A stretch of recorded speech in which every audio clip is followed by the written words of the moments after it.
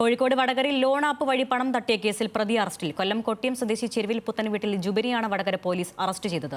Loan ആപ്പിലൂടെ വടകര സ്വദേശിയുടെ 20,000 രൂപയാണ് ഇയാൾ തട്ടിയെടുത്തത്. വിശദാംശങ്ങളുമായി കോഴിക്കോട് നിന്നും അനൽക സേതുണ്ട്. അനൽക, തട്ടിപ്പിന്റെ കൂടുതൽ വിവരങ്ങൾ. അരുണ്യ, വടകര സ്വദേശിയിൽ നിന്ന് ഈ ലോൺ ആപ്പ് വഴി പണം തട്ടിയ കേസിലാണ് ഇപ്പോൾ ഒരു അറസ്റ്റ് ഉണ്ടായിരിക്കുന്നത്. കൊല്ലം കൊട്ടിയം സ്വദേശി ചെരുവിൽ പുത്തൻ വീട്ടിൽ ജുബിനെയാണ് വടകര പോലീസ് അറസ്റ്റ് ചെയ്തിട്ടുള്ളത്. അതായത് ഈ ലോൺ ആപ്പിലൂടെ വടകര സ്വദേശിയായിട്ടുള്ള വ്യക്തിയുടെ കയ്യിൽ നിന്നും 20,000 രൂപ തട്ടിയ കേസിലാണ് പ്രതിയെ അറസ്റ്റ് ചെയ്തത്.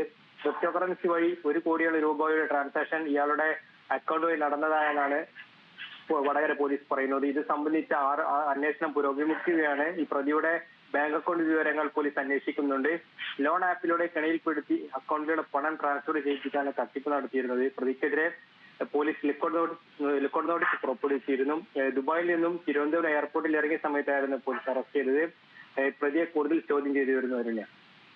ശരി, അനൽക സേതാണ് വിവരങ്ങൾ നൽകിയത് കോഴിക്കോട് നിന്ന്.